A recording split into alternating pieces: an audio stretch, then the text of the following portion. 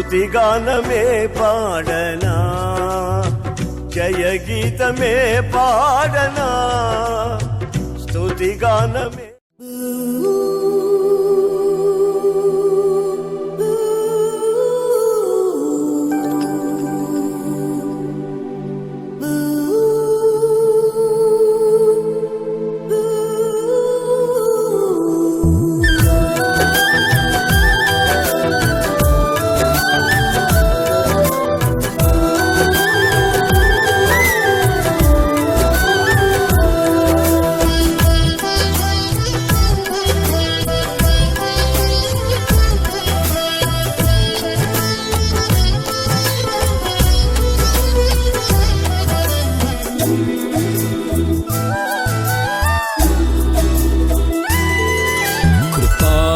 క్షేమము నీ శాశ్వత జీవము, నా జీవిత కాలమంతయు నీవు దయచేయువాడవు.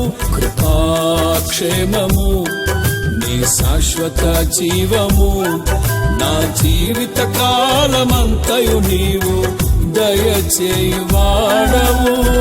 మహోన్నతమైన నీ ఉపకారమును తలంచుచు అనుక్షణము పరవశించనా నీ కృప.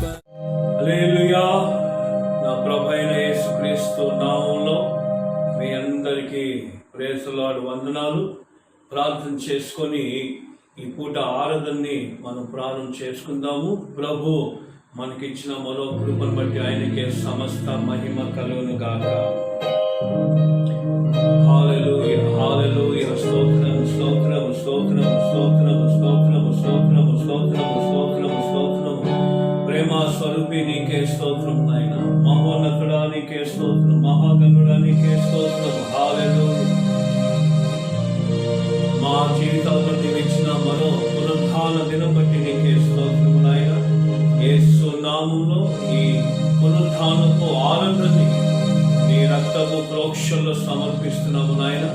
నీవే మాకు తోడై ఉండి నీ కృప మాకు దయచేసి పాటల కార్యక్రమాలు, ఆరాధన కార్యక్రమాలు, వాక్య భాగంలో సమస్తములో నీ విశేషమైన కృప నాకు మాకును దయచేసి నీ సన్నిధి చేత నడిపించమని ప్రార్థన చేస్తున్నాను.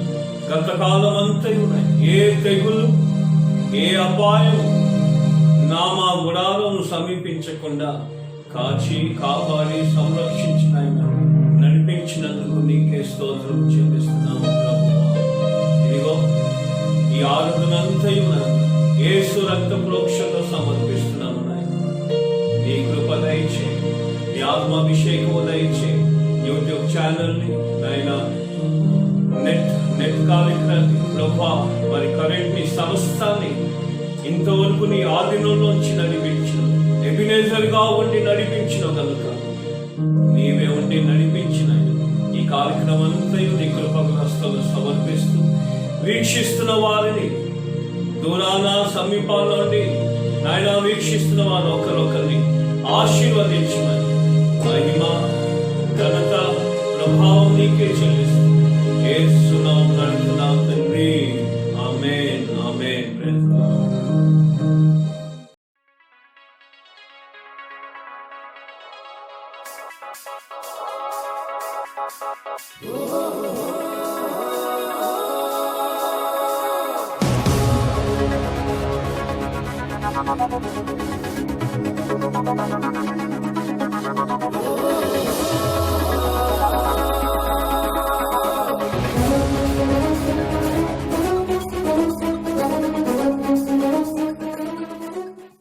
Praise the lord. Praise the Lord. Hallelujah.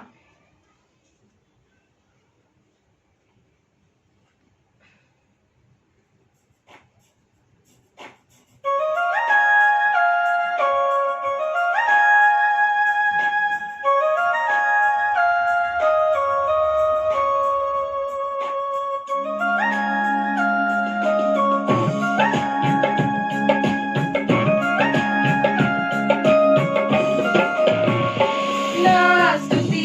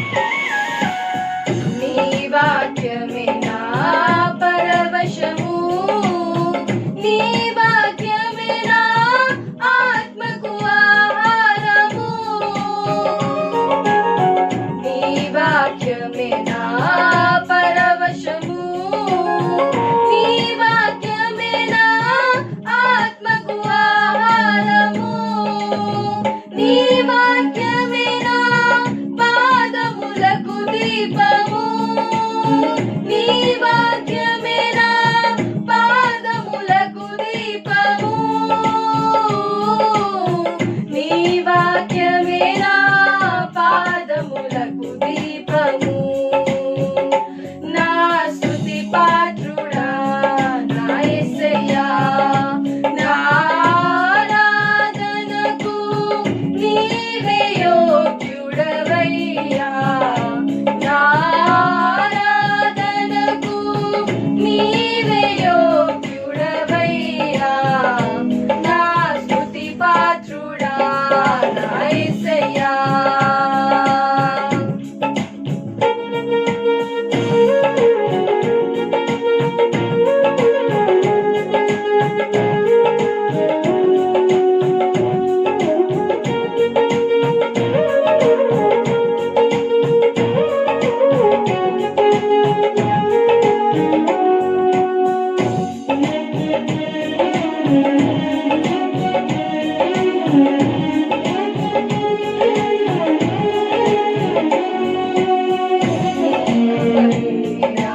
ఆశ్రయము నీ కృపయే నా ఆత్మకు అభిషేకము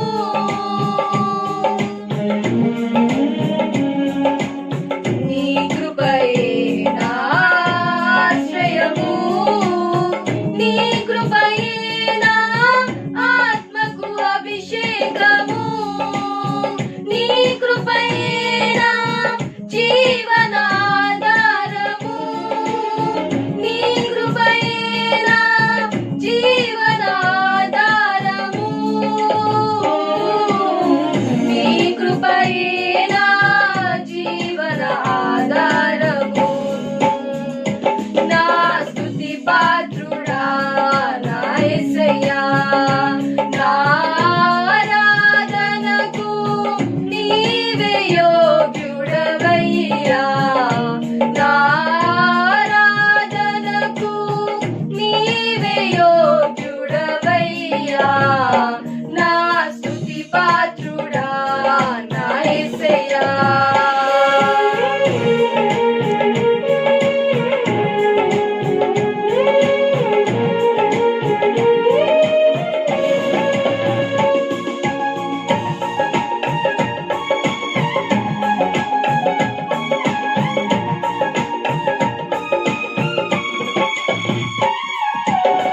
నీ సౌందర్యము యెరూషలేము నీ పరిపూర్ణత సీయోను శిఖరము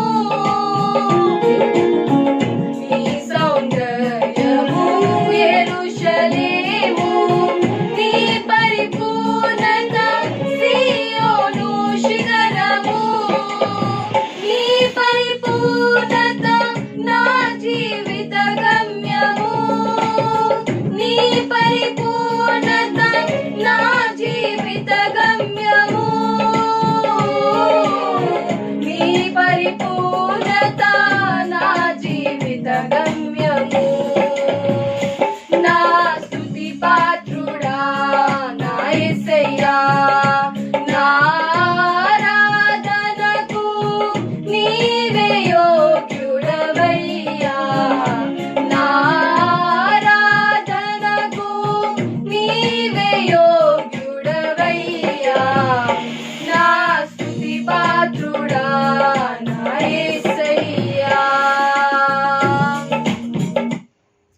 హల్లెలూయా ప్రైజ్ లార్డ్.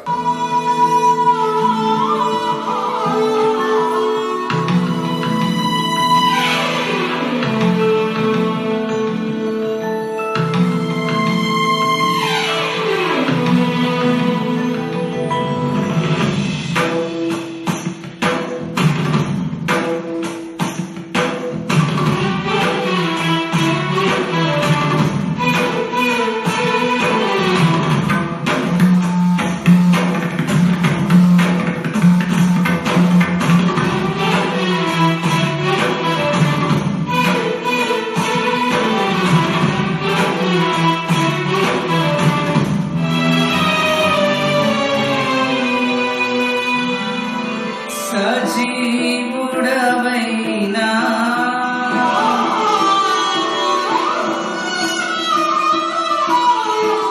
యేసయ్యా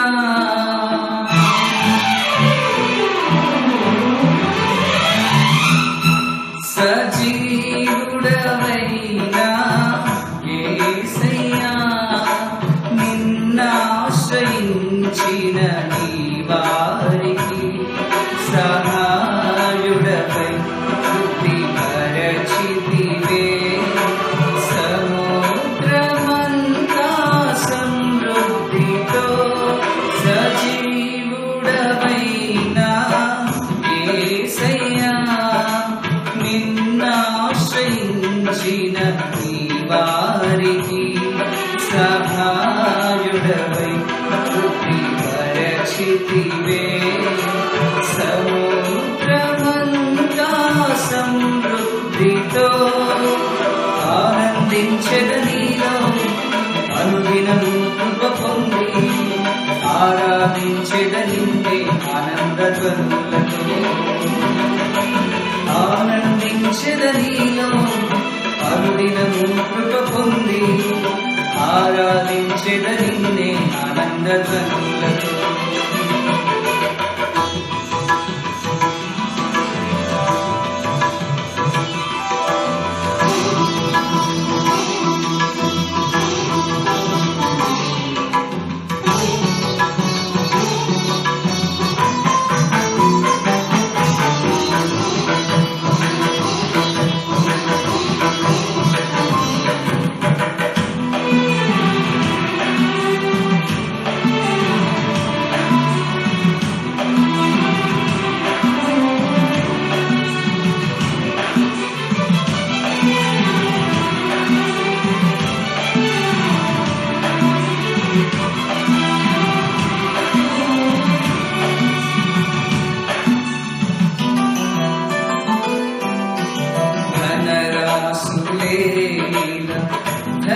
ధనవంతులకు ఈ లోక భాగ్యం దాచిన మేలు దయచేసినావే ఇహ పరమున నాకు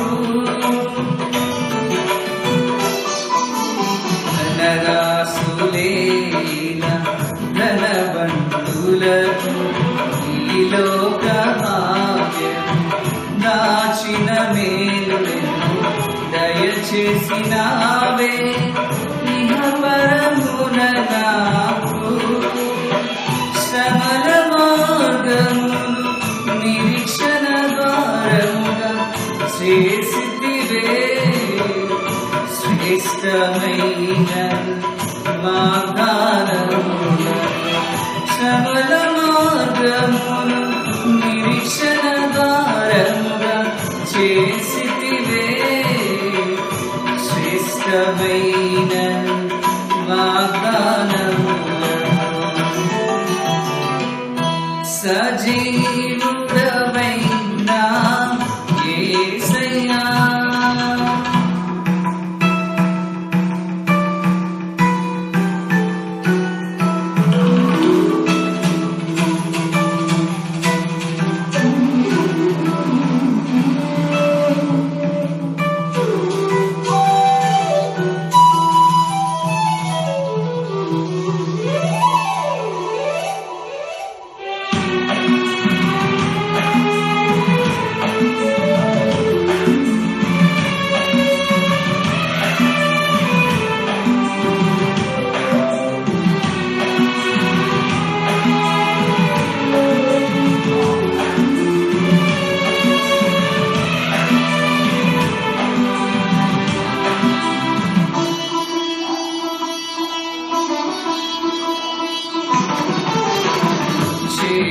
క్షేమమునొందుటై సర్వజనులకు ప్రయాసగా మారి క్షేమాధారము నీవే దీర్ఘాయువుతో సంతృప్తి పరచుము నన్ను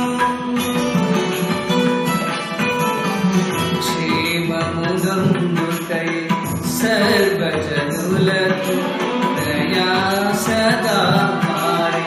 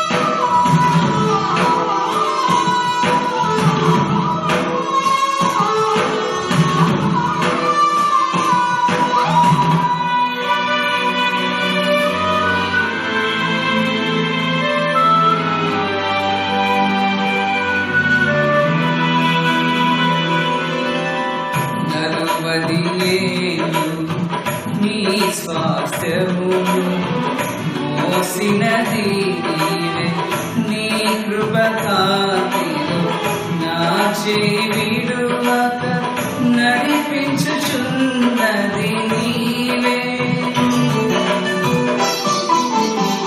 నలువది ఏళ్ళు నీ స్వాస్థ్యమును మోసినది నీవే నీ కృప కాంతిలో నా చేయి విడువక నడిపించుచున్నది నీవే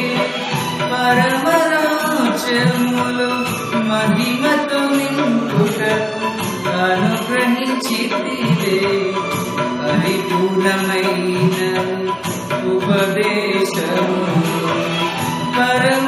పరమరాజ్యములో మహిమతో నింపుటకు అనుగ్రహించితివే పరిపూర్ణమైన ఉపదేశము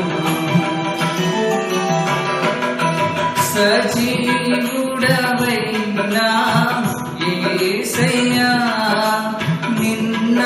నిన్నాశ్రయించిన ఈ వారికి సహాయుడవై తృప్తిపరచితివే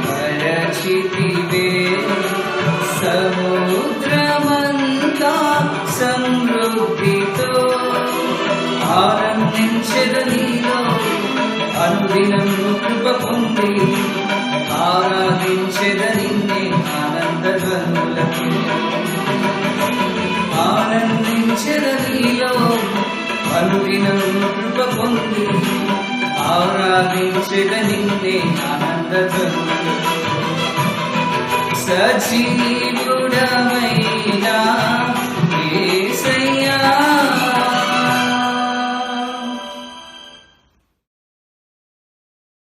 I give my life to you. I pray that you will always fill me with a burning desire to seek you out each and every day. I thank you for your mercy and for your shepherd's heart. May I rest close to your heart every day. Jesus, I trust in you.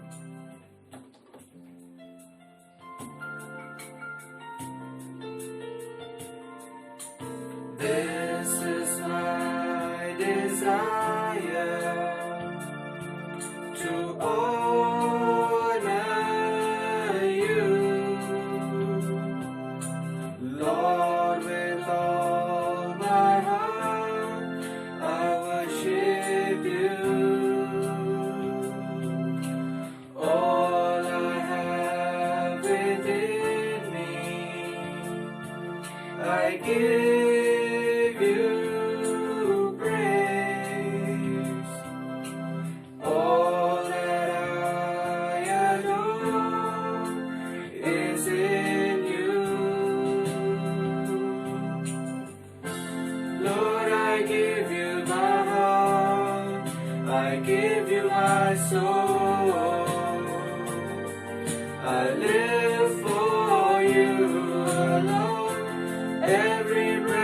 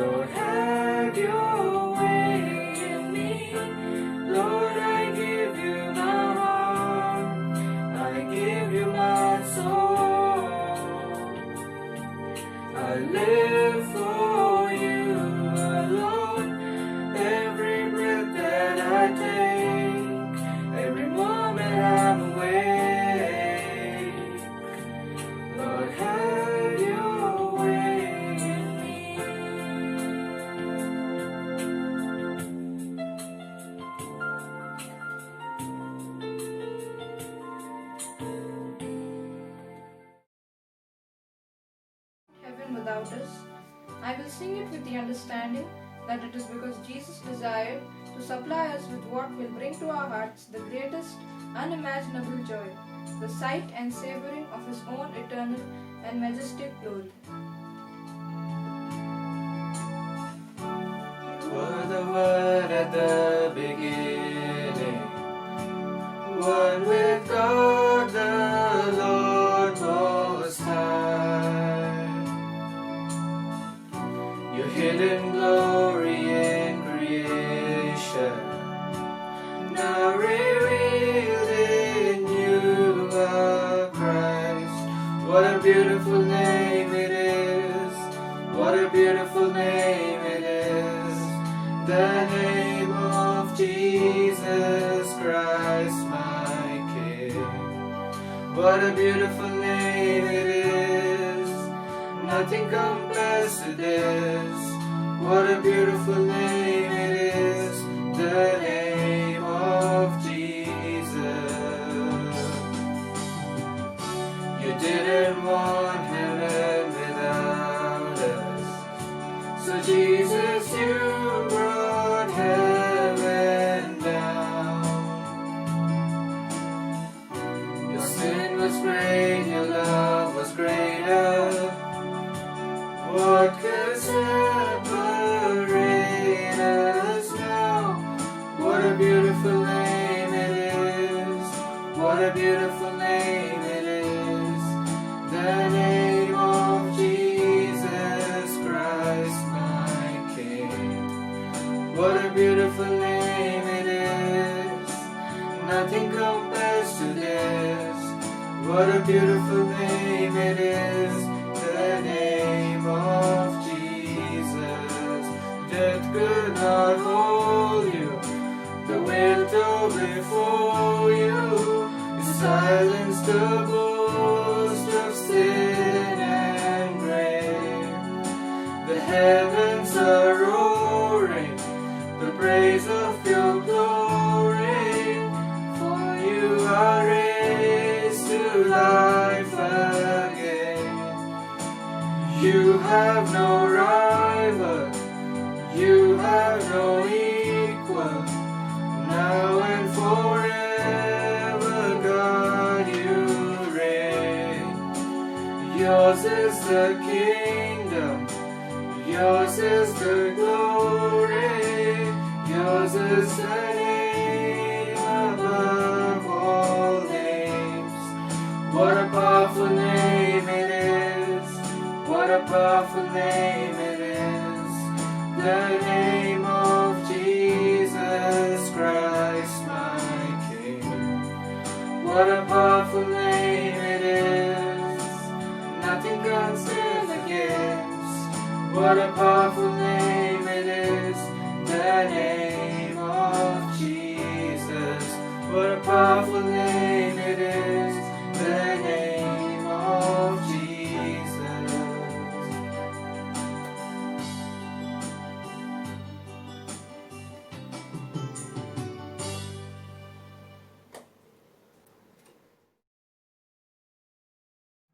Praise the Lord. Hallelujah.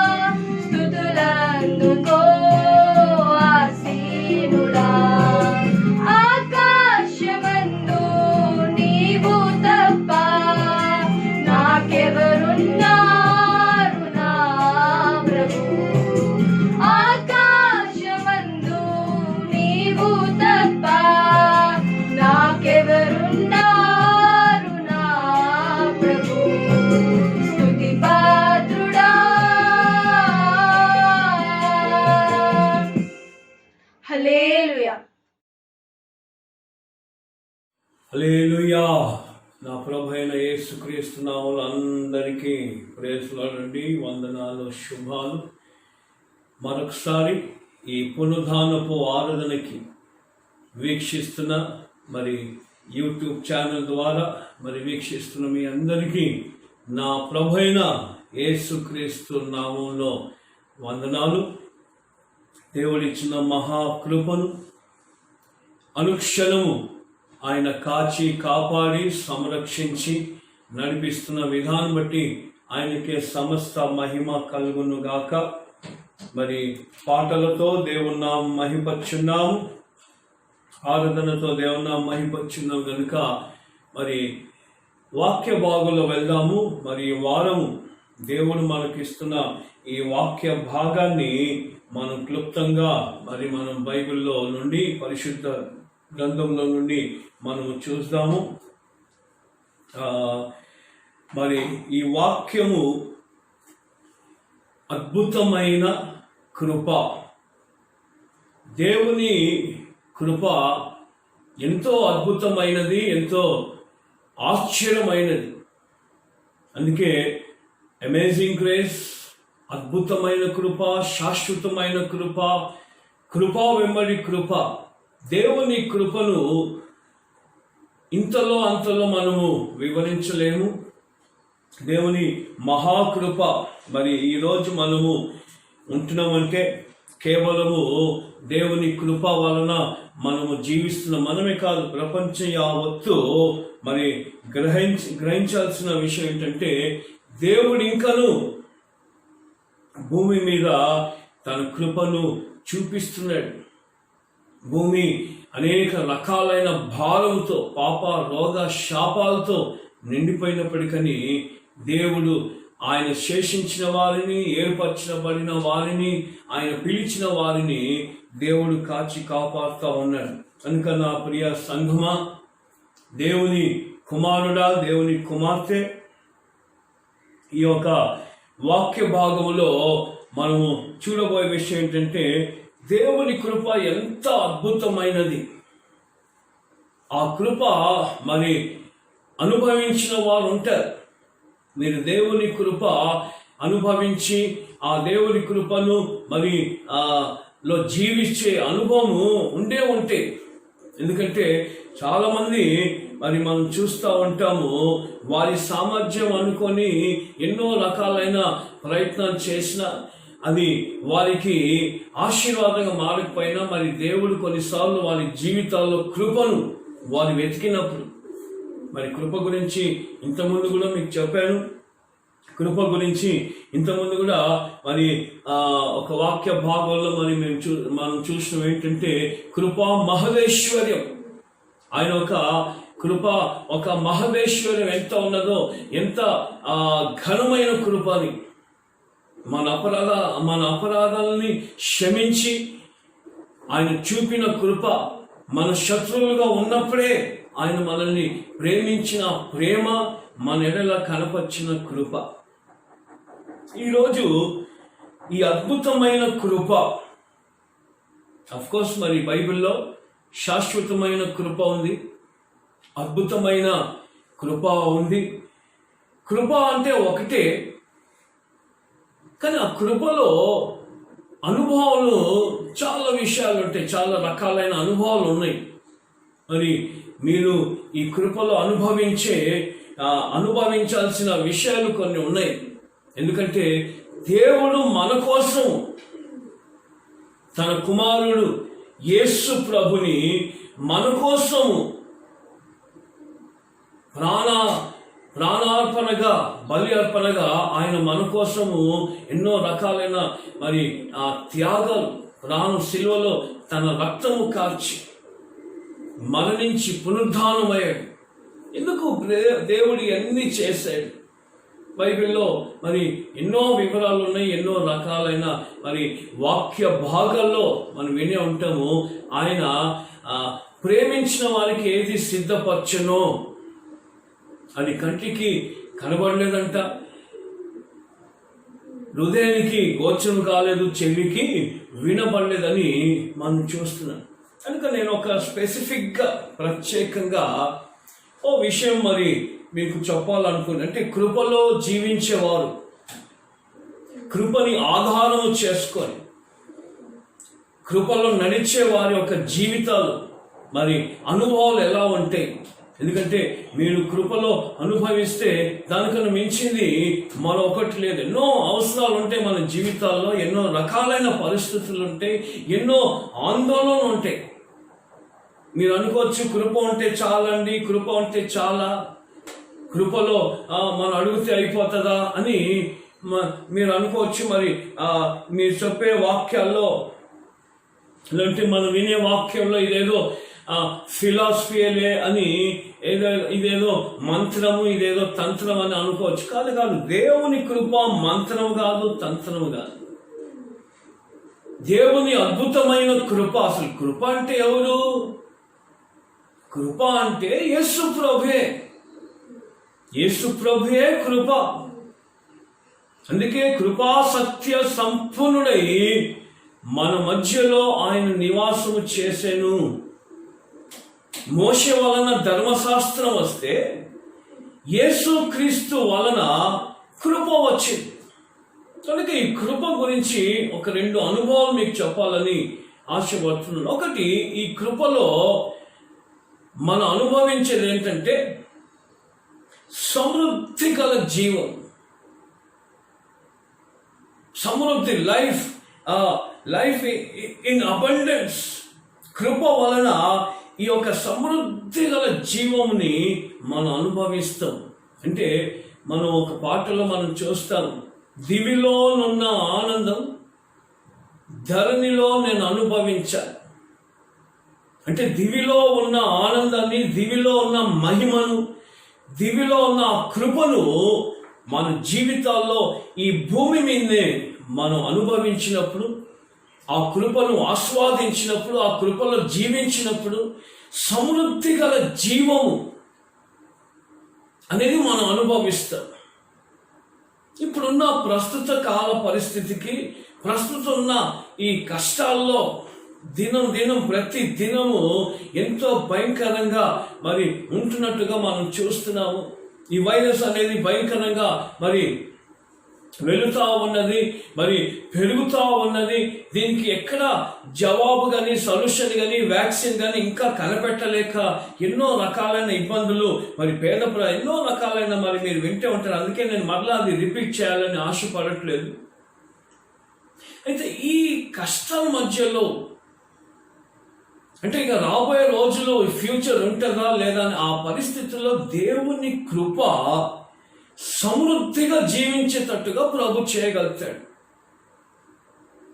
జీవం అంటే కేవలం 50-70 ఏళ్ళు జీవించేసాము, అవునండి, పెళ్లి చేసుకున్నాము, పిల్లలు కన్నాము, వారి పెళ్లిళ్ళు చేసాము, వారి పిల్లల్ని మనం చూసాము, చదివించినాము, ఒక ఇల్లు కట్టినాము, 2 ఇళ్ళు కట్టినాము, బంగారం వేసుకున్నాము, అన్నీ.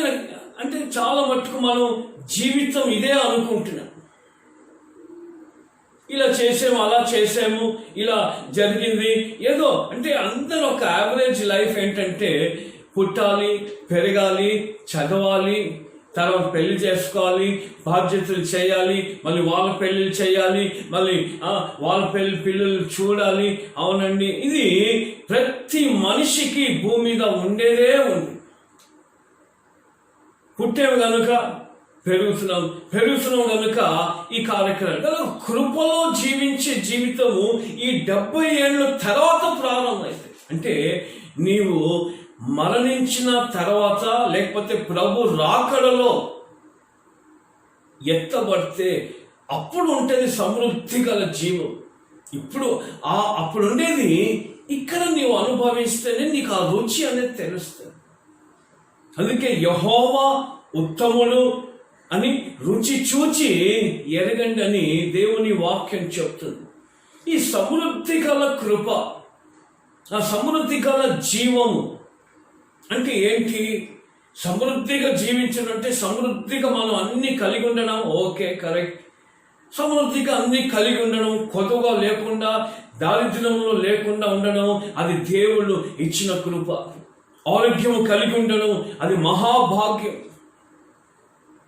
కనుక కేవలము ఈ జీవిత కాలం మట్టుకే కాదు, కేవలం ఈ లోకంలో మనం ఏదో సంపాదించుకొని ఉండడమే కాదు, దీని తర్వాత కూడా ఉండేదే సమృద్ధి గల జీవాన్ని మనం, అంటే దాన్నే మన భాషలో చెప్పాలంటే నిత్య జీవము. అది దేవుడు మనకు ఉచితంగా ఇచ్చిన కృప. అది ఏ భేదము లేదు, అందరూ పాపము చేసి దేవుడు అనుగ్రహించిన మహిమను పొందుకోలేకపోతున్నారు. పాపంలో వచ్చి జీతము మరణము. దేవుడు తను ప్రేమించి వారికి, ఆయన యందు విశ్వసించిన వారికి జీవము, నిత్య జీవము అని యేసు ప్రభు చెప్పకే చెప్తున్నాడు. మనలో చాలా మందికి అర్థం కాకపోవచ్చు. ఇంకా జీవం ఏముంటుంది, చచ్చిపోయినా కదా మనం చూసేది కాదు. చచ్చిపోయినాక, మరణించినాక చూడాలంటే అదేదో ఇప్పుడే అనుభవించాలి. అందుకే యేసు గారు రాస్తాడు, ఆ పాట ఏం రాస్తాడంటే, దివిలో ఉన్న ఆనందము ధరణిలో నేను అనుభవించాలి. దివిలో ఉన్న సమస్త మేలు. 1 పేతురు 1వ అధ్యాయం 3వ వచనం చూస్తున్నాము. ఆయన దైవిక సంబంధం విషయంలోను, శరీర సంబంధం విషయంలోను, పర సంబంధం విషయంలో అన్నీ ఆయన మనకు ఏర్పాటు చేసి పెట్టాడు.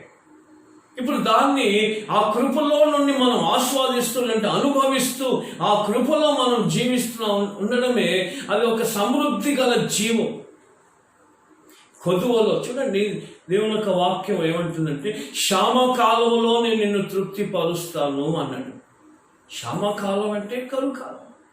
కరుకాలంలో అన్ని చోట్ల కరుంటే, ఇజ్రాయెల్లో మాత్రం దేవుని ఆహారం ఉంది, దేవుని కృప ఉంది. అంటే ప్రపంచం యావత్తు ఒకలాగా వెళ్తా ఉన్నాను. ఆ ప్రపంచం యావత్తు ఒకలాగా ఉంటే, నిన్ను దేవుడు తన కృపలో, అంటే ఆ అద్భుతమైన కృపను నువ్వు అనుభవించాలంటే, నువ్వు సమృద్ధి గల జీవంలోనికి రావాలంటే నీలో ఆ నమ్మిక అనేది ఉండాలి, ట్రస్ట్. ఏదో మ్యాజిక్ కాదు, నేను ప్రార్థన చేస్తాను దేవుడు ఇచ్చేస్తాడు, ప్రార్థన చేస్తే దేవుడు ఇస్తాడు, ఏదో మ్యాజిక్ అయిపోతుంది, మంత్రం అయిపోతుంది, మాయం అయిపోతుంది. కాదు. ఇది దేవుని కృప నీలో సమృద్ధిగా ఆధ్యాత్మిక, మానసికంగా, శరీర సంబంధంగా, మానసికంగా దేవుడు ఎలాగా నీ జీవితాల్లో సమృద్ధి కృపను ఇచ్చి, అద్భుతమైన కృపనిచ్చి, అమేజింగ్ గ్రేస్ ఇచ్చి నిన్ను ఎలా రక్షిస్తున్నాడో, ఎలా నిన్ను పోషిస్తున్నాడో. ఈరోజు నీకేం కావాలో దేవుడు అది ఇచ్చాడు. రేపటిది నీకు అనవసరం. అంటే రేపు ఎలా ఉంటాం? ఈ రోజులో అనేకులు మనం భయపడేది అదే విషయం. రేపెలా సహజంగా మనం ఉండేది అది. కనుక అద్భుతమైన కృపలో మనం అనుభవించేది మొట్టమొదటిగా ఏంటంటే సమృద్ధి గల జీవము, నిత్య జీవం. నిత్య జీవముకి అంతం లేదు. 70 ఏళ్ళు భూమి మీద జీవిస్తాడు. ఈ 70 ఏళ్ళు భూమి మీద జీవించినాక దీని తర్వాత ఉండేదే నిత్య జీవం. ఆ నిత్య జీవం పొందుకోవడానికి, ఆ నిత్య జీవం కోసం చాలా రకాలైన ప్రయత్నాలు చేస్తూ ఆ నిత్య జీవాన్ని ఆస్వాదించడానికి ఎన్నో రకాలైన మనుషులు ప్రయత్నం చేస్తూ ఉన్నారు. అయితే ఈ నిత్య జీవము ఎన్ని కాలం ఉంటుంది, ఎంతకాలం ఉంటుంది, ఎంత సంవత్సరాలు ఉంటాయంటే దానికి కొలత లేవు. మరి ఎంత సమృద్ధి అండి, ఎంత సమృద్ధి, ఎంత కాలం అంటే ఏముంటుంది అని మీరు అనుకోవచ్చు. అందుకే ఏముంటుందో ఆ దివిలో ఉన్నది నీవు ఇక్కడ అనుభవించాలంటే దేవుని కృప యందు నీవు నమ్మిక ఉంచాలి. ట్రస్ట్. దాన్నే 3 పదాలుగా బైబిల్ చెప్తుంది. బిలీవ్, ట్రస్ట్, విశ్వాసం, నమ్మిక. మార్క్స్ వార్తలో 11వ అధ్యాయం 24వ వచనంలో ఏమంటాడంటే, మీరు ప్రార్థన చేసినప్పుడల్లా మీరు అడుగుచున్న వాటినెల్లా పొంది ఉన్నామని మీరు నమ్మండి, అప్పుడు అవి మీకు అనుగ్రహింపబడును అని. అదేంటి? పొంది ఉన్నామని నమ్ముడి, బిలీవ్, ట్రస్ట్. ఈ రెండు పదాలకి ఇంచుమించు మీనింగ్ సేమ్ ఉన్నా కొన్ని అనుభవాలు ఎలా ఉంటాయంటే, బిలీవ్ అన్నప్పుడు నీవు పొందుకోవడానికి నువ్వు నమ్మాలి. చూడండి, మార్క్స్ సువార్తలు అన్నాడు కదా, మీరు ప్రార్థన చేసినప్పుడల్లా అడుగుచున్న వాటినెల్లను పొంది ఉన్నామని నమ్మండి. అంటే when you believe, it means you are receiving. Believing is receiving. నమ్మడం అంటే పొందుకోవడం అన్నమాట. అంటే బైబిల్ భాషలో చెప్తున్నాను. నువ్వు నమ్ముతున్నావు అంటే దాని అర్థం ఏంటి? నువ్వు పొందుకుంటున్నావు అన్నమాట. నమ్మట్లేదంటే అర్థం ఏంటి? పొందుకోవట్లేదు అన్నమాట. Believing is receiving.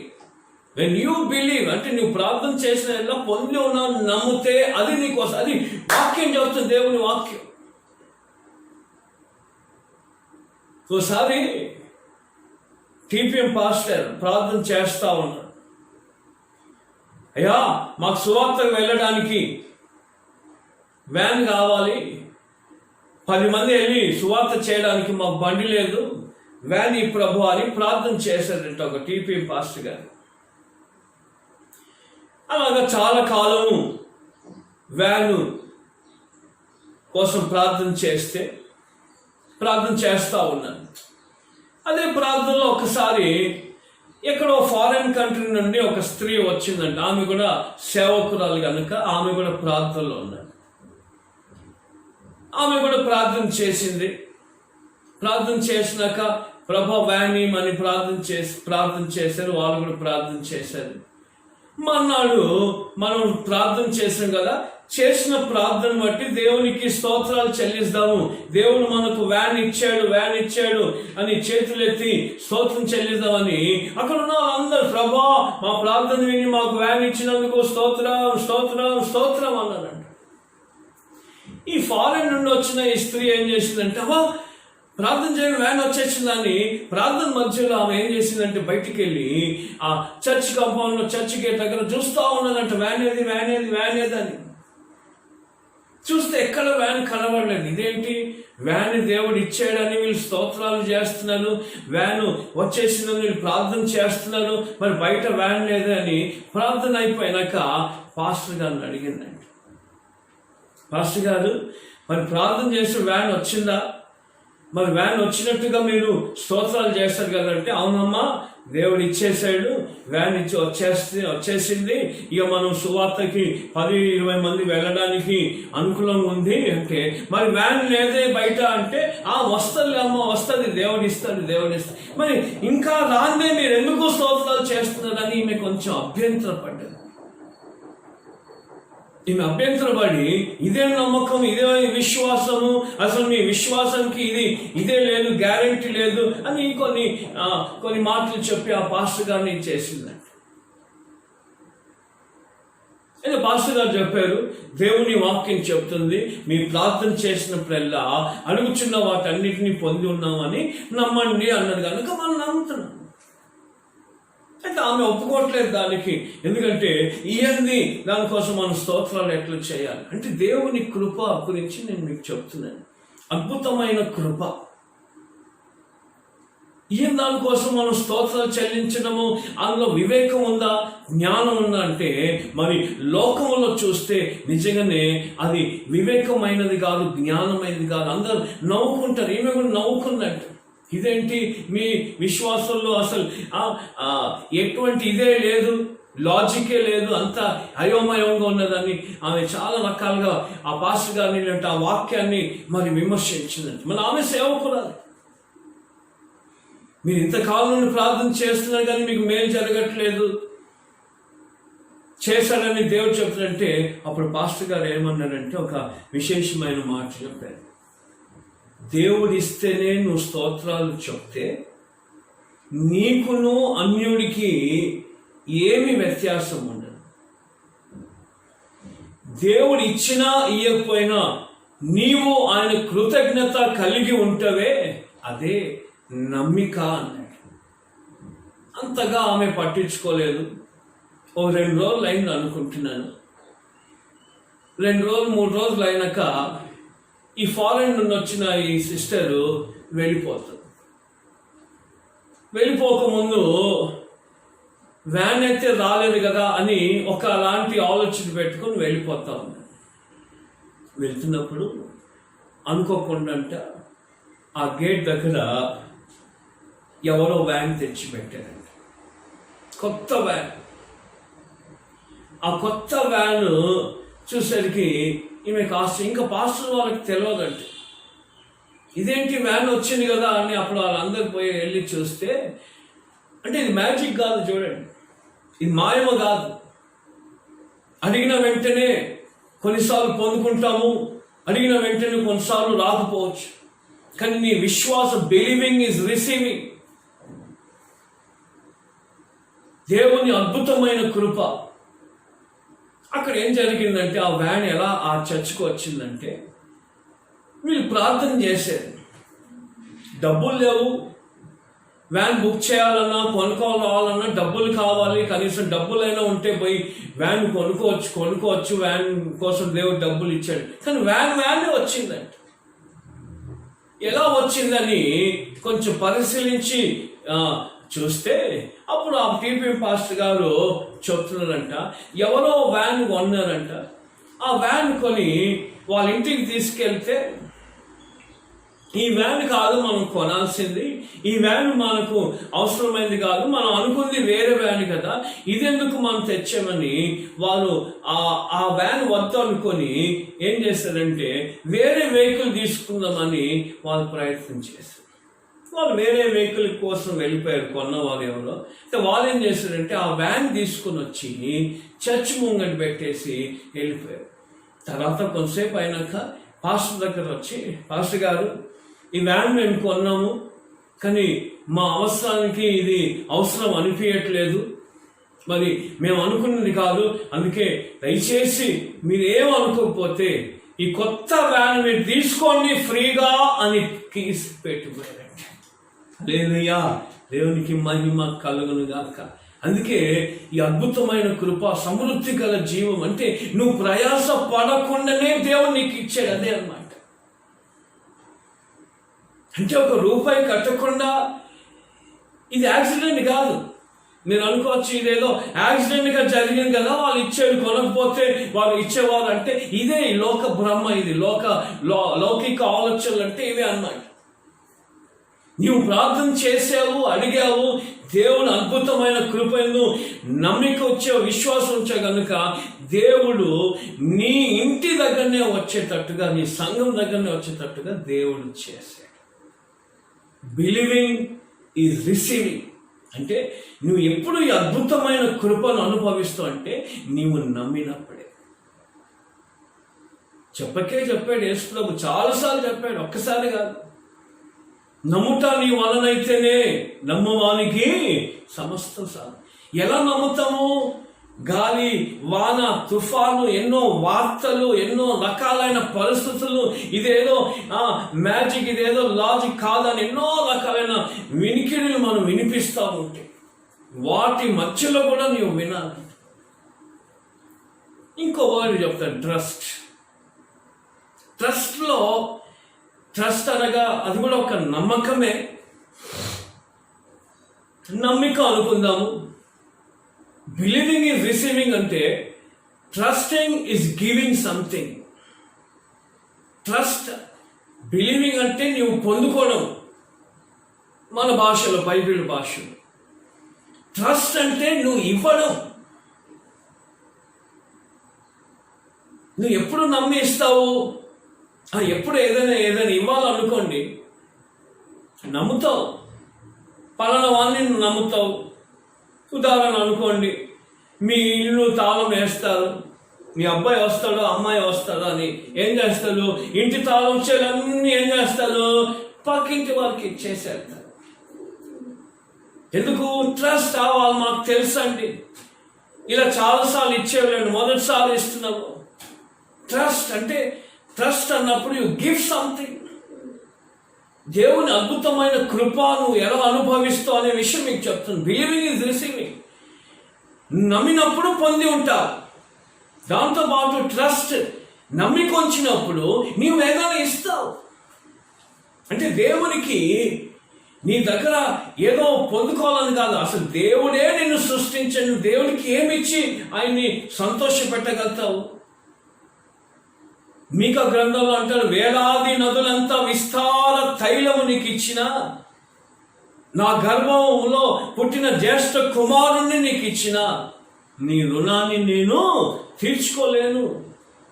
ఏమిచ్చి నేను రుణం తీర్చుకోగలుగుతా? ఏమిచ్చి మనం దేవుని రుణాన్ని మనం తీర్చుకోలేము. ఎందుకంటే ఆయన అన్ని ఇచ్చింది ఆయనే.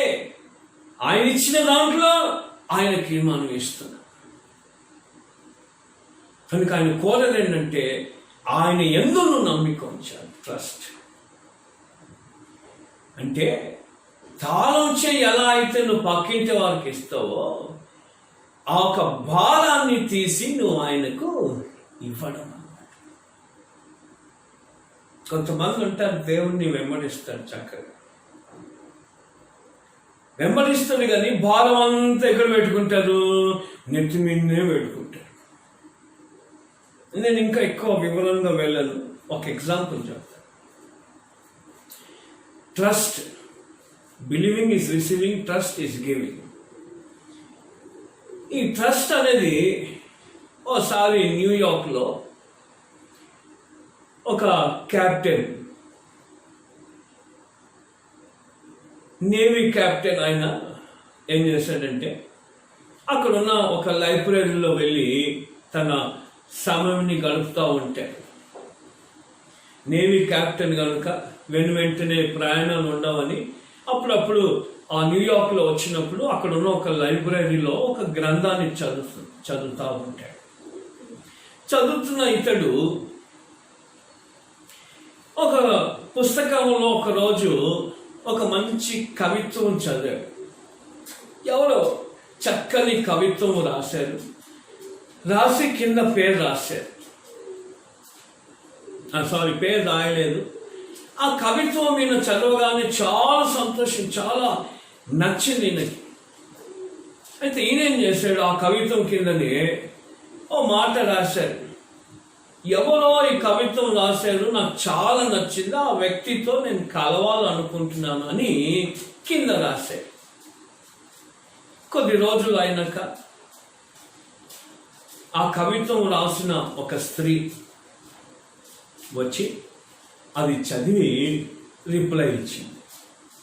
ఈయన చాలా కొద్ది రోజులకి ఈయన కూడా వచ్చి ఆ లైబ్రరీలో చూస్తే ఆ కవిత ఈయన రాసిన ప్రశ్నకి జవాబు దొరికిన వెంటనే ఆ స్త్రీతో మరి కాంటాక్ట్ అవ్వడం మొదలుపెట్టాడు.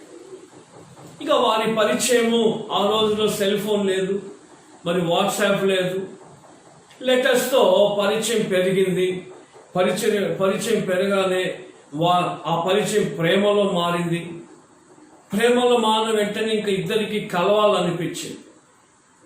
ముఖాలు చూసుకోలేదు.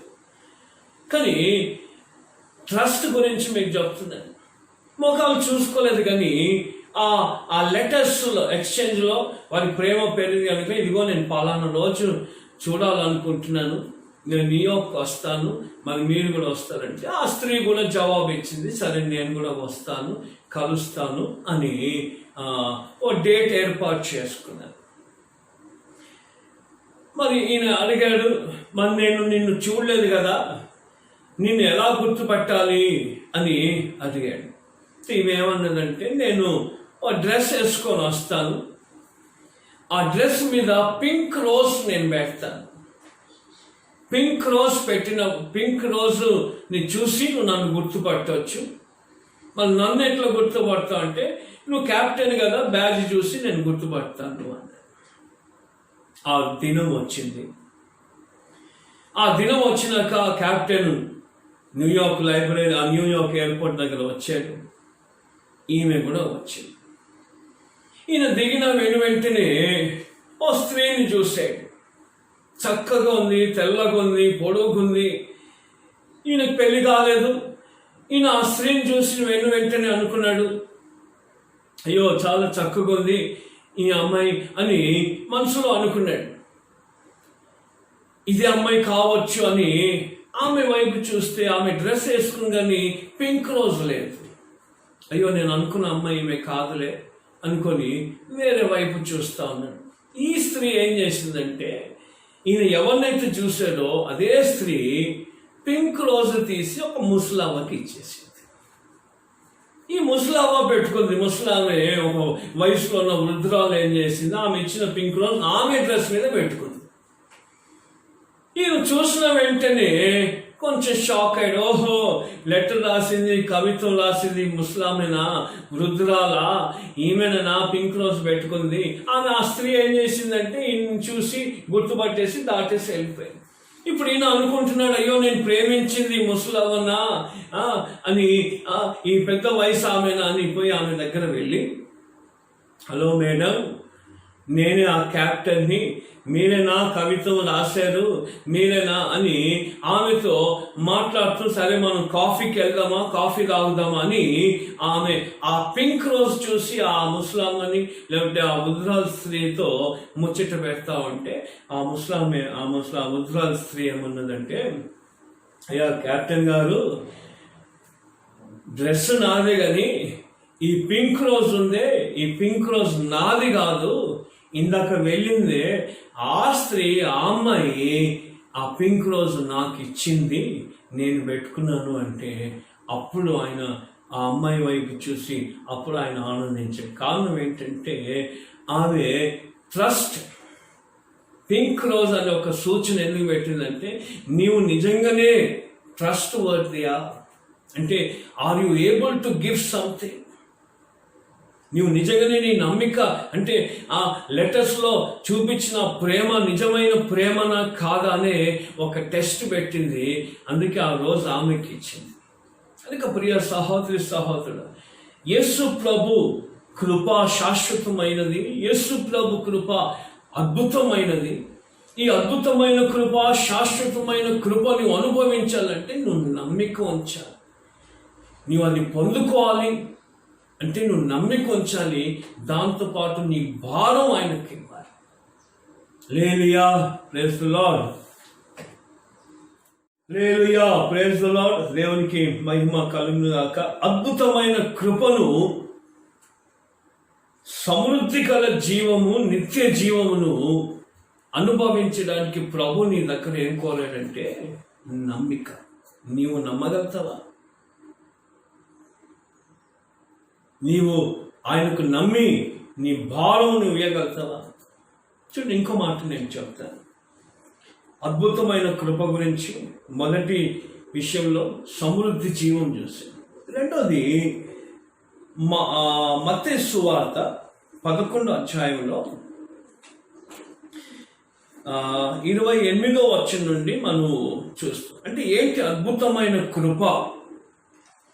ఈ కృపలో మనం ఎలా జీవించగలుగుతాం? ఈ కృప మన ఎడల కనపరిచే కార్యము, మన ఎడల చూపించే, అంటే యేసుప్రభుయే కృప, కృపయే యేసుప్రభు. కానీ అనుభవాల గురించి మీకు బైబిల్లో నేను చూపిస్తున్నాను. చూడండి, మత్తయి సువార్త 11వ అధ్యాయము 28వ వచనం నుండి మనం చదివితే, ప్రయాసపడి భారము మోసుకుచున్న సమస్త జనులాగా నా యొద్దకు రండి, నేను మీకు విశ్రాంతి కలుగజేస్తాను. ఆమేన్. నేను సాత్వికుడను, దీన మనసు గలవాడును గనుక మీ మీద నా కాడిని ఎత్తుకొని నా యొద్ద నేర్చుకొని, అప్పుడు మీ ప్రాణములకు విశ్రాంతి దొరుకును. ఏలనగా నా కాడి సులువుగాను నా భారము తేలికగాను ఉన్నది. హల్లెలూయా. బాగా గమనించండి, అద్భుతమైన కృప, శాశ్వతమైన కృప. ఈ వాక్యం ఏమంటుందంటే, భారము మోస్తున్న ఎవరు? సమస్త జనుల. ఒక్కరు కాదు, ఇద్దరు కాదు, సమస్త జనుల ఎవరికి భారం లేదు. ఏదో సామెత ఉంది, సీతకున్న కష్టాలు సీతకున్నాయి, పీతకున్న కష్టాలు పీతలకి ఉన్న కష్టాలు పీతలకున్నాయి అంట. 5వ క్లాస్ చదవడానికి కష్టాలు ఉన్నాయి, ఇంజనీరింగ్ చదువుతున్నవానికి కష్టాలు ఉన్నాయి. అంటే ఎవరి కష్టాలు వాళ్ళకున్నాయి. కష్టాలు లేని మనిషి లేడు, కష్టపడకుండా లేడు. కనుక ఆ సబ్జెక్టు కాకపోయినా ఈ ఒక విషయం చెప్తుంది, భారం మోస్తున్న సమస్త జనులారా నా యొద్దకు రండి. ఏమిస్తాను? నేను మీకు విశ్రాంతి కలుగ చేస్తాను. Rest in God. చూడండి, ఇంగ్లీష్లో come unto me all ye that labor and are heavy laden and I will give you rest. Rest అంటే ఏంటి? విశ్రాంతి అంటే ఏంటి? నా యొద్దకు రండి, నేను మీకు విశ్రాంతి ఇస్తాను. నా కాడిని మోయండి. నా కాడి ఎటువంటిది? సులువుగాను తేలిక ఉన్నది. చాలాసార్లు కొంతమంది చెప్తారు, Christian life is not easy sir, it's not easy. Okay. మళ్ళీ కొంతమంది చెప్తారు, Christian life is very easy. మరి ఏది కరెక్ట్? ఎప్పుడైతే మన దేవుని ఆజ్ఞలను, దేవుని యొక్క కార్యాన్ని చూడండి, పౌలు అంటాడు కదా, ప్రయాసపడింది నేను కాదు కానీ నాకు తోడై ఉన్న దేవుని కృప. ఇక్కడ విశ్రాంతి అంటే అర్థం ఏంటి? ఈరోజు నీకు నాకు విశ్రాంతి అంటే ఏంటి? మంచం మీద 24 గంటలు పండుకొని తినడం, తాగడం, బెడ్ ఆఫ్ రోజెసా? బెడ్ ఆఫ్ రోజెస్ కాదు. విశ్రాంతి అంటే చింతించకుండా, అంటే నీ చుట్టూ జరుగుతున్నవన్నీ దాని గురించి నువ్వు చింతించకుండా నీ చింత యావత్తు ఆయన మీద వేయడం. ఎందుకంటే బైబిల్లో ఒక విశేషమైన మాట చెప్తున్నాడు, చింతించటం వలన నీ నల్ల జుట్టు, నీ తెల్ల జుట్టు నల్లగా మార్చుకోలేవు. ఏమండి? పోనీ చింతించడం వలన నీ హైట్లో 1 ఇంచు పెంచుకోలేవు, 1 ఇంచు తక్కువ చేసుకోలేవు. ఇప్పుడు మనిషి పెరిగాడు అనుకోండి, ఇంత పెరిగాడు అనుకోండి, అంతే ఉంటాయి. ఎప్పుడో 18-21 వరకు పెరుగుతాడు, పెరిగే వయసు ఉంటుంది, హైట్ వస్తుంది. హైట్ అయిన వాడు ఇంకా హైట్ చేసుకోలేడు. పొట్టిగా ఉన్నవాడు నేను ఇంకా పొట్టిగా అవుతానని పొట్టిగా చేసుకోలేడు. చూడండి, కొన్ని విషయాలు మనిషి చేయలేనివి. అంటే చింతించడం వలన నీకు విశ్రాంతి లేదు. అదేంటి పాస్టర్ గారు, చింతించకుండా ఉండడం ఎలా అవుతుంది? మీకేంటి అంటారు చాలా మంది. మీకేంటి పాస్టర్ గారు, మీకేంటి పాస్టర్ గారు అంటారు. అంటే పాస్టర్లకి కష్టాలు లేవు, గమ్మన టీవీ ముంగ నిలబడి, కెమెరా ముంగ నిలబడి వాక్యాలు చెప్పేస్తారు. ఈ పాస్టర్ గారికి ఏం కష్టాలు ఉంటాయి అండి అంటే ముఖస్థుతి చూసి, ముఖం చూసి చెప్పేవాళ్ళు చాలా మంది ఉంటారు. మీకేం కష్టాలు, మేమో ఎన్ని భారాలు అసలు మీకేం తెలుసు, మేము చెప్పి అనుకోండి. అందుకే ఎవరికి ఉండాల్సిన కష్టాలు వారికి ఉన్నాయి. అయితే యేసు ప్రభులో అద్భుతమైన కృప ఎప్పుడు అనుభవిస్తావంటే నువ్వు విశ్రాంతి తీసుకున్నప్పుడు. అంటే నీవు నీ చుట్టూ ఏదేదో జరుగుతాయి కదా. ఎకనామిక్గా ఈరోజు ప్రపంచం పడిపోయి ఉన్నది. మరి ఇంత చదువులు ఉన్నాయి, ఇంత టెక్నాలజీ ఉంది, ఇంత జ్ఞానం ఉంది, చంద్రమండలంలో వెళ్ళిపోతున్నారు, నక్షత్రాలు లెక్క పెట్టేస్తున్నారు, ఎన్నో పెరిగింది. అయినా కానీ మనిషికి తృప్తి అయిన ఆహారం దొరకలేకపోతుంది, మనిషికి రోగాల నుండి విడుదల లేదు, అయినా ఉద్యోగాల్ని క్రియేట్ చేయలేకపోతున్నారు. చదువులున్నా అన్నీ ఉన్నా కానీ ఉండాల్సిన ఎకనామిక్ ప్రాబ్లం ప్రపంచంలో ఉన్నది. కనుక నేను చెప్పేది ఏంటంటే అద్భుతమైన కృపలో నువ్వు విశ్రాంతి కలిగి ఎలా ఉండగలుగుతావు? ఎలాగ నువ్వు అంటే నీవు చింతించడం, నీ చుట్టూ ఏం జరుగుతుందో వాటిని నువ్వు పొరపాటును కూడా జ్ఞాపకం చేసుకో. ఎందుకంటే దేవుడు సమస్తాన్ని తన ఆధీనంలో ఉంచాడు, తన ఆధీనంలోనే ఉన్నది.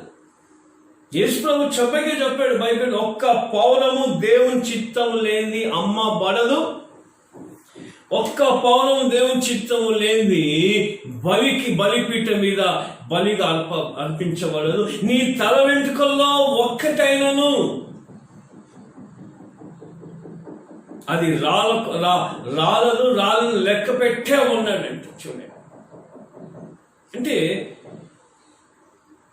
దేవుడు సమస్తాన్ని ఆయన ఆధీనంలో పెట్టుకున్నాడు. కానీ కొంతమంది సాతానుకి లోబడి, సాతాను ప్రేరేపణకు లోబడి చేసే పనులు ఉన్నాయి. అది కూడా దేవుడు వాళ్ళు చేసేసారని ఘనపరుస్తాడు. కానీ వాళ్ళు చేసిన వాటిలో నుండి కూడా దేవుడు రక్షించిన వారు చాలా మంది, రక్షింపబడిన వాళ్ళు చాలా మంది ఉన్నారు. అద్భుతమైన కృప అంటే you depend on grace, forgetting what's happening around you. నీ చుట్టూ ఏం జరుగుతుందో, ఒకవేళ డాక్టర్ చెప్పాడా నువ్వు చనిపోతావు అంటే forget, just keep worshipping God. నువ్వు చనిపోయేది ఉంటే డాక్టర్ నీకు మందులు ఇచ్చినా, నీకు ఏం చేసినా, నువ్వు ఎన్ని ఆస్తులు అమ్ముకొని ఏం చేయాలి, నువ్వు చనిపోవాలని దేవుడు ఉద్దేశించాడు, శాసించాడంటే నువ్వు ఎట్లయినా చనిపోతావు. ఆస్తులు అమ్ముకునేసరికి, డాక్టర్ బిల్స్ కట్టేసరికి నువ్వు బతుకుతావని ఏముంది? కాదు. నువ్వు బతుకుతావని దేవుడు శాసించాడంటే నువ్వు చనిపోతాన్నా, నువ్వు ఇది అయిపోతాన్నా, ఇదన్నా ఏమి కాదు. ఎందుకంటే దేవుడు శాసించింది, దేవుడు నిర్ణయించింది, ఏది మనిషి దాన్ని మార్చలేడు. కనుక నా ప్రియ సహోదరుడా, రెండో అనుభవం ఏంటంటే అద్భుతమైన కృపలో నువ్వు దేవునిలో విశ్రాంతి తీసుకోవడం. అంటే నీవు చింతించడము, నీ సొంత ప్రయత్నాలు, సామెతలు చెప్తుంది కదా, నీ సద్బుద్ధి మీద ఆధారం చేసుకోనక, నీ సద్బుద్ధిని ఆధారం చేసుకోనక చింతించడం తీసివేస్తేనే నీకు విశ్రాంతి. అంటే కృప మీద నువ్వు కట్టబడాలి. కొంతమంది రాళ్ళ మీద కట్టబడతారు, కొంతమంది డబ్బు మీద కట్టబడతారు, చదువు మీద కట్టబడతారు. ఓకే, మంచిదే, కానీ అది శాశ్వతం కాదే.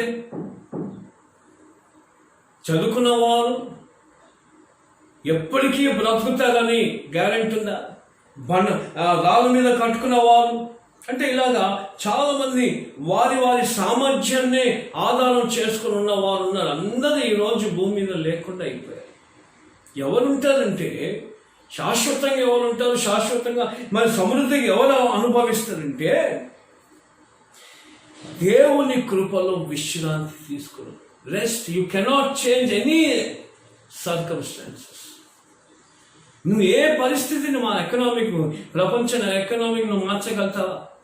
నువ్వు మార్చగలిగి ఉంటే ఈరోజు వ్యాక్సిన్ వచ్చేసేది, అసలు ఈ వైరసే రాకపోయేది.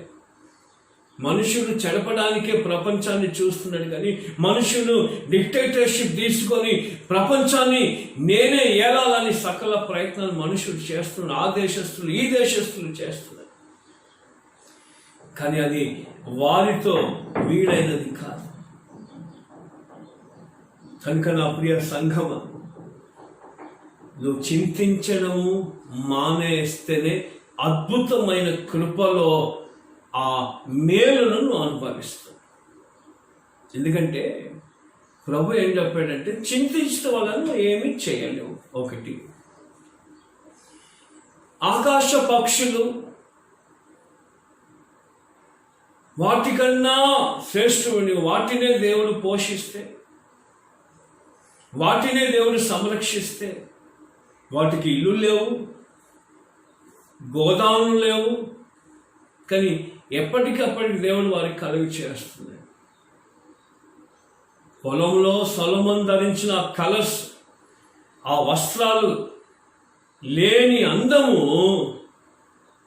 పువ్వులకి దేవుడు ఇచ్చాడంట. చూడండి, ఒకసారి మీరు ఆలోచించిన ఆ పూలను చూస్తే ఆ కలర్ ఎలా వచ్చింది? మట్టేమో బ్రౌన్ కలర్, ఆకులేమో పచ్చ కలర్, పూలేమో రంగులు రంగులు. ఎవరేసే దానికి కలరు, పెయింట్ ఎవరు ఇచ్చారు? అంటే మీకేం చెప్తుందంటే, చింతించడం వలన నీ చుట్టూ ఉన్న ఏమీ నువ్వు మార్చుకోలేవు. నువ్వు ఎప్పుడు దేవుని అద్భుతమైన కృపను అనుభవిస్తావు అంటే విశ్రాంతి తీసుకున్నప్పుడు. అంటే విశ్రాంతి తీసుకోవడం అంటే అక్కడ చెప్తున్నాడు ఆయన 39వ వచనం, నేను సాత్వికుడను దీన మనసు గలవాడును గనుక మీ మీద నా కాడి ఎత్తుకొని నా యుద్ధ నేర్చుకోండి, అప్పుడు మీ ప్రాణములకు విశ్రాంతి. నిజంగానే ఆందోళన చెందుతాం. ఏదైనా జరిగిందంటే ఆందోళన, ఏదైనా జరిగిందంటే టెన్షన్, ఏదైనా జరిగిందంటే అదే. కానీ ఈరోజు డాక్టర్స్, సైన్స్ ఏం చెప్తుందంటే, మీరు స్ట్రెస్ కావద్దు, స్ట్రెస్ కావద్దు. స్ట్రెస్ వల్లనే చాలా రోగాలు, వ్యాధులు వస్తున్నాయి. స్ట్రెస్ వలన మీరు జీవితాన్ని కోల్పోతుందంటే యేసు ప్రభు ఎప్పుడో చెప్పాడు. మన ఆయన డాక్టర్ కూడా చదువుకోవాలి. ఆయన డాక్టర్ మహాగణుడు. ఆయన అందుకే చెప్తున్నాడు ఇక్కడ, మీ ప్రాణములకు విశ్రాంతి దొరుకును ఎప్పుడు? ఆయన కాడిని మీరు మోస్తే. ఏంటి ఆయన కాడి? సులువుగాను, ఆయన భారము తేలికను. అంటే సమస్తాన్ని నువ్వు ఆయన మీద వదిలేసి, ప్రభా నీకేది ఇష్టమో నువ్వు చేయి. ఇదిగో పోమంటావా పోతాను, కూర్చోమంటావా కూర్చుంటాను. ఇదిగో తుఫాను వస్తుంది, ఉండాలన్నా పోవాలన్నా. ఇదిగో ఈ శ్రమ వస్తా, మరి నువ్వు కాపాడుతావా కాపాడు. శత్రులకు మెషిక్ అభ్యర్థులు చెప్పారు, మేము మీ విగ్రహానికి పూజ చేయము, మేము సేవిస్తున్న దేవుడు మమ్మల్ని కాపాడుటకు సమర్థుడు. కాపాడకపోయినా మీ విగ్రహానికి అయితే మేము పూజ చేయము అని. గమనించండి, అద్భుతమైన కృప అనుభవించడంలో నీ చేతిలో ఉన్నది. ఒకటి, నువ్వు నమ్మిక ఉంచాలి. రెండోది ట్రస్ట్, అంటే నీ భారము దేవునికి ఇవ్వాలి. మూడోది, నువ్వు విశ్రాంతి తీసుకోవాలంటే చింతించడము తీసివేసేయాలి. దాంతోపాటు నీ కృప ఎలా అంటే, కృప మీద నువ్వు ఆధారం చేసుకొని కట్టబడాలి. 3 విషయాలు చెప్పి ముగిస్తాను. ఎలాగా విశ్రాంతి తీసుకోగలుగుతాము అంటే, మీ పనులు చేసుకోవద్దని కాదు. అంటే సాధారణంగా మనం ప్రతిరోజు మనం చేసే పనుల్ని మానేసి మంచు మీద పండుకొని బెడ్ ఆఫ్ రోజెస్ కాదు. అంటే నెగ్లిజెన్స్గా ఉండమనట్లేదు కాదు. ప్రభు ఎప్పుడు చెప్పలేదు కేర్లెస్గా, నెగ్లిజెన్స్గా ఉండమనలేదు. చెప్పాడు, మీరు పావురం వలె నిష్కపటులై సర్పము వలె వివేకంగా ఉండమన్నాడు. చెప్పాడా యేసు ప్రభు? మీరు పౌరం వలె ఎలా ఉండాలి? నిష్కపటంగా ఉండాలి. సర్పము వలె జ్ఞానం కలిగి, కుయుక్తి కాదు, వివేకం అన్నాడు. సర్పానికి కుయుక్తి ఉంటుంది, కానీ యేసు ప్రభు ఏమన్నాడంటే వివేకం కలిగి ఉండండి. కేర్లెస్గా ఉండమని కాదు ఈ బైబిల్ వాక్యం చెప్పేది. నెగ్లిజెన్స్గా ఉండమని కాదు. అంటే కొంతమంది ప్రార్థన చేయరు, బైబిల్ చదవరు, సహవాసం ఉండదు, దేవుని దగ్గర మరి మొరపెట్టరు, సంఘానికి వెళ్ళరు, చర్చికి వెళ్ళరు. చర్చ్ అంటే ఎన్నెన్నో సాకులు గుర్తొచ్చేస్తాయి. మరి ఉద్యోగానికి వెళ్తారు, అన్ని చేస్తారు, మంచిదే. మరి దేవుని దగ్గర రావడానికి కొంచెం కేర్లెస్ ఉంటారు, నెగ్లిజెన్స్గా ఉంటారు. అలా ఉండమని ప్రభు చెప్పట్లేదు. నీవు విశ్రాంతి తీసుకోమంటే దాని అర్థం ఏంటంటే, నీ భారం నాకు ఇచ్చేయి, నా కాడి నువ్వు తీసుకో. అంటే నన్ను వెంబడించు, నన్ను ఆలోచించు, ఆయన ఘనపరచు, ఆయనలో ఉండు. అంటే ఒకటి, కృపలో నిలిచి ఉండడం. కృపలో నిలిచి ఉండడం అంటే ఏంటి? వాక్యంలో నిలిచి ఉండడం. దేవుడు నీకు అన్నాడు అనుకోండి, నీ జేబులో 200 రూపాయలు ఉన్నాయి. ఇప్పుడు ఆ 200 దేవుడు నీకు కానుకలో ఎవరికి ఇమ్మన్నాడు అనుకోండి, అంటే జనరల్గా చెప్తున్నాయి. అప్పుడు ఏం చేస్తాం మనము? ఒక ఆలోచన, సెకండ్ థాట్ వస్తుంది, అసలు చెప్పింది దేవుడేనా? పోనీ డబ్బుల విషయం పక్కన పెట్టేయండి. దేవుడు ఏదైనా పని నీకు చేయమన్నాడు అనుకోండి, అంటే ఎప్పుడు నువ్వు చేయలేదు, అంటే ఆ పని నీకు ఇష్టం లేదు, కానీ చేయమన్నాడు అనుకోండి, నువ్వు వెంటనే ఏం చేయాలి? ఆ వాక్యానికి లేదంటే ఆ స్వరానికి నువ్వు విధేయత చూపాలి.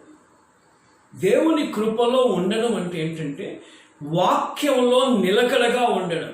చూడండి, ఆయన అంటాడు కదా, కీర్తనకారుడు ఏమంటాడంటే, దుష్టుల ఆలోచన చొప్పున నడవక, పాపుల మార్గంలో నిలవక, అపాసుకులు కూర్చున్న చోటు కూర్చోకుండా దివరాత్రం నేనేం చేస్తున్నాను? ధ్యానిస్తున్నాను. అంటే దివరాత్రం ధ్యానిస్తున్నాం అంటే కృపలో నిలిచి ఉండడం అంటే మొట్టమొదటిగా దేవుని వాక్యం నీకు యేసయ్య గారు చెప్తా ఉంటారు. ఏంటంటారంటే, నీ మాట అవునంటే అవును, కాదంటే కాదంతే ఉండాలి. దానికి మించిందే పాపము. ఈరోజు వాక్యం నీకు చెప్పిందంటే ఆ వాక్యంలో నిలకడగానే ఉండాలి. ఆ వాక్యాన్ని సరిగ్గా నువ్వు విభజించినప్పుడే నీవు కృపలో నిలబడి ఉన్నప్పుడే, నిలబడి ఉన్నట్టుగా సాదృశ్యం ఏంటంటే వాక్యంలో నువ్వు నిలబడి ఉన్నప్పుడే.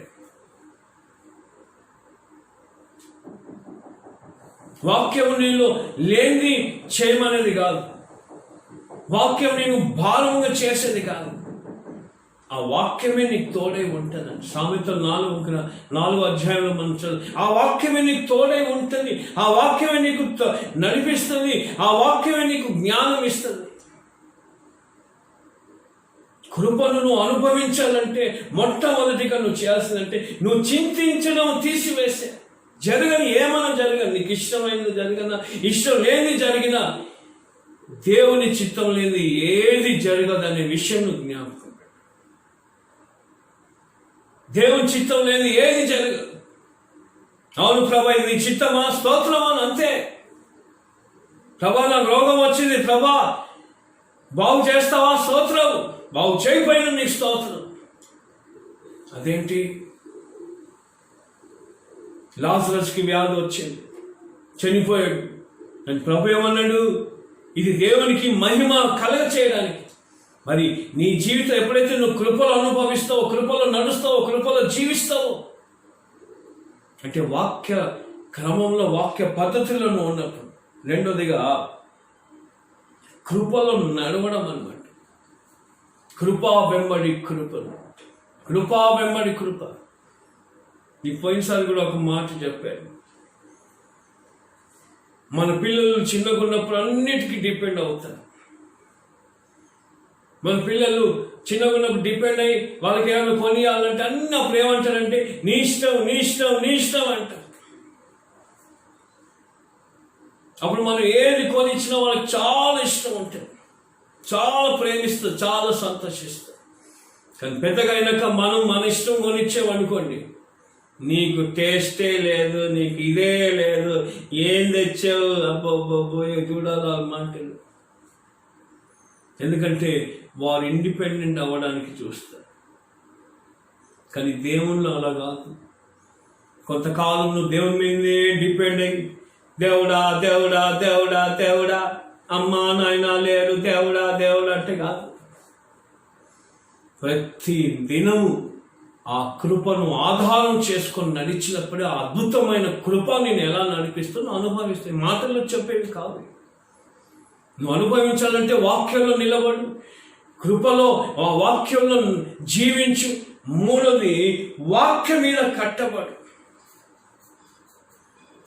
భూమి ఆకాశం గతించును, చూసి అన్ని గతిస్తాను, కానీ నా మాటలు, యెషయా గ్రంథం 40వ అధ్యాయంలో అంటాడు, దై వర్డ్ స్టాండ్స్ ఫర్ ఎవర్. నీ వాక్యము శాశ్వతంగా ఉంటుంది. అంటే నువ్వు వాక్యం మీద కట్టబడితే దర్శనాలు మంచివే, ప్రవచనాలు మంచివే, నాకు కూడా ప్రవచనం చెప్పారు, నువ్వు సేవ చేస్తావు, నువ్వు అమెరికా వెళ్తావు, అది వెళ్తావు, ఇది వెళ్తావు, వచ్చేయి సేవ చేసేయి అన్న. నేను కూడా రెక్కలు వేసుకొని ఎక్కడ వచ్చేసాయి. వచ్చినాక అప్పుడు తెలిసిన సేవ అంటే ఏంటి, కష్టాలు అంటే ఏంటి. ఇదేంటి సేవకు వస్తే దేవుడు అన్నీ ఇచ్చేస్తా అన్నాడే,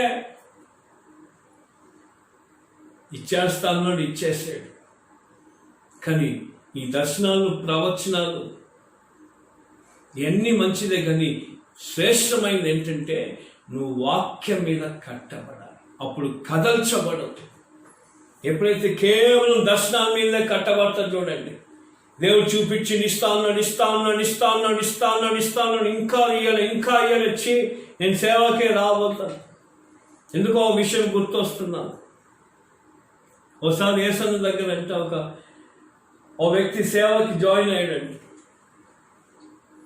సేవకి అయ్యా అన్నా నేను సేవ చేస్తానని వచ్చాడంట. అన్నకు చాలా క్లోజ్ అంట. అన్నకి నేను చాలా క్లోజ్ కనుక నాకు మంచి సేవ, మంచి సంఘం ఇచ్చేస్తాడు అని ఆ భ్రమలో వచ్చేసాడు. కరెక్టే. సేవలు వచ్చినప్పుడు సేవా క్రమాలు ఉంటాయి, సేవా పద్ధతులు ఉంటాయి, సేవల పరిచర్య విధానం ఉంటుంది. అందరూ అనుకుంటారు బైబిల్ పట్టుకొని వాక్యం చెప్పగానే వేలాది మంది వచ్చేస్తారు, కానుకలు ఇచ్చేస్తారు, మన బిల్డింగ్ కట్టేస్తారు. కాదు కాదు, అవన్నీ సెకండ్. ఎప్పుడైతే ఈయన రిజైన్ చేసి వచ్చేసానని యేసన్న గారు చెప్తే ఆయన నమ్మి ఆయనకి సేవ ఇచ్చి సంఘం ఇచ్చాడు. కొద్ది రోజులు అయినాక ఏమైందో కనబడకుండా వెళ్ళిపోయాడు. చాలా కాలంలో ఒకసారి మీటింగ్లో కనబడ్డాడంట. ఇదేంటి నువ్వు రిజైన్ చేసినావు కదా, యాక్చువల్గా ఆయన ఉద్యోగం రిజైన్ చేయలేదు, సేవలో ఎంత లాభాలు వస్తాయి అని ఉద్యోగానికి లీవ్ పెట్టి సేవలో ఎన్ని లాభాలు ఉంటాయి, ఏమేమి పొందుకోగలుగుతాము, అది సంపాదించుకుందాం అనే భ్రమలో వచ్చాయి. చూడండి, చాలామంది సేవ అంటే దేవుడు అంబానీలాగా చేసేస్తాడు, సేవ అంటే దేవుడు ఇంకా అన్నీ ఇచ్చేస్తాడు. సేవలో ఎన్నో రకాలుగా అనుభవాలు ఉంటాయి, అన్నీ ఇప్పుడు చెప్పలే. యేసన్న గారి కాల ఎన్నో విషయాలు నేను నేర్చుకోవడం జరిగింది. ఎన్నో విషయాలు, ఎన్నో పదాలు ఆయన నేర్పించారు, ఎన్నో క్రమాలు ఆయన నేర్పించారు. అంటే ఒక దైవజనుడి దగ్గర నీవు లోబడి లేకపోతే, ఒక దైవజనుడి క్రమంలో నీవు లేకపోతే నువ్వు దేవుని క్రమాల్లో ఎలా ఉంటావు, దేవుని పద్ధతిలో ఎలా ఉంటావు? కనుక వాక్యంలో నీవు నిలకడ ఉండాలి, వాక్యంలో జీవించాలి. మూడోది, వాక్యము మీద నువ్వు కట్టబడాలి. అను వాక్యంలో నీవు ఉన్నప్పుడే దేవుని అద్భుతమైన కృప, అంటే నీకు చింత యావత్తు లేకుండా విశ్రాంతి దేవుడు కలిగ చేస్తాడు. నేను మీకు ఇంకో కోణంలో చెప్తున్నాను. అద్భుతమైన కృప అంటే ఇంకోటేమో నమ్మిక, విశ్రాంతి, నిత్య జీవం. రెండోది దేవుని విశేషమైన ఆ కాడిని నువ్వు మోసినప్పుడు సర్వము దేవుడు నీ భారం భరిస్తాడు. నీకు ఎప్పుడు ఏమి ఇవ్వాలి, ఏం చేయాలో ఆయన సమస్తము చేస్తాడు. ఎందుకంటే పిలిచిన వాడు నమ్మదగినవాడు. కనుక నా ప్రియ సహోదరులు, దేవుడిని ఒక అద్భుతమైన కృప, శాశ్వతమైన కృప మిమ్మల్ని, నన్ను, మనల్ని ఆయన నడిపించునుగాక. హల్లెలూయా, ప్రైజ్ ది లార్డ్. అయితే మీరు ప్రార్థన కూడా చేస్తాను, దయచేసి గమనించండి. ఆ ప్రార్థన కార్యక్రమంలో మీరు పాల్పొందుకోండి. ప్రత్యేకమైన ప్రార్థన వీడియో కూడా రిలీజ్ చేస్తున్నాం కనుక ఆ ప్రార్థనలో కూడా మీరు పాల్పొందుకోండి. ఒకవేళ మీకు అందకపోతే, మీరు ప్రార్థన చేయకపోతే ఒకసారి చూసి స్పెషల్ ప్రేయర్ అక్కడ ప్రత్యేకమైన ఆశీర్వాదాలు మరి విడుదల చేస్తున్నారు కనుక ఈ ప్రస్తుతమైన కోవిడ్ కోసం ప్రత్యేకమైన ప్రార్థనలు చేస్తున్నాం కనుక దయచేసి పాలు పొందుకోండి. ప్రభు మీ కృప అనుగ్రహించును గాక. ప్రార్థనలు వస్తే కళ్ళు మూసుకొని ప్రార్థన చేసుకుందాం. ప్రేమ కనికరుణ గల మా తండ్రి, మహోన్నతుడా నీకే స్తోత్రము. ఇదిగో యేసు నామములో ప్రభువా, ఇంతవరకు నాయన నీ కృప చేత మమ్మల్ని కాచి కాపాడినందుకు నీకు వందనం. మా తండ్రి, వింటున్న వాక్యాన్ని, విత్తిన వాక్యాన్ని నాయన అది ఆశీర్వాదంగా నువ్వు మార్చు. ఎవరికి ఏ అక్కరుందో, ఏ అవసరం ఉందో, అది ఆత్మ సంబంధంగా, శరీర సంబంధంగా ఏ అక్కరుందో నాయన వాక్యం ద్వారా తీర్చి నీ వాక్యాన్ని సూచక్రియలతో రుజుపరుచుకో అంటున్నాడు. నీ వాక్యాన్ని అవును ఆమేన్ కనుక, సజీవమైన వాక్యం కనుక అద్భుతాలు చేసిన ఆయన నువ్వు రుజుపరచమని ప్రార్థన చేస్తున్నావు. ఆయన ఎవరికి ఏ మనసులో ఏ విషయం, ఏ కోరిక, ఏ ప్రార్థన ఉందో ఇదిగో వాక్యం ద్వారా నీ స్వరం వినిపించు, వారి అక్కడిని తీర్చి నీ అద్భుతమైన కృప, శాశ్వతమైన కృప వారి జీవితాలు. అవును ప్రభా, చింతించడం వలన మేము విశ్రాంతి పోగొట్టుకుంటున్నాం. చింతించడం వలన నీ మీద విశ్వాసం పోగొట్టుకుంటున్నాం. మా చుట్టూ ఏమి జరిగింది నీ చిత్తము లేనిది ఏది జరగదని గ్రహించి నాయన కృపలో నిలిచి, కృపలో జీవించి, కృపలో నడిచే కృపా వెంబడి కృపను నాకు మాకు వీక్షిస్తున్న వారికి యేసు నామములో కలగచేయండి. మహిమ ఘనత ప్రభావం నీకే చెల్లిస్తూ యేసు నామములో ఆశీర్వదిస్తూ యేసు నామములో అడుగుతున్నాం తండ్రి, ఆమేన్. మన ప్రభు అయిన యేసు క్రీస్తు కృప, తండ్రి అయిన దేవుని ప్రేమ, పరిశుద్ధాత్మక అన్య సహవాసం వీక్షిస్తున్న మీతోను, సంఘముతోను, మనతోను ఇప్పుడును ఆయన రాకడ పర్యంతం తోడే ఉండును గాక. Amen. Praise the lord. Hallelujah.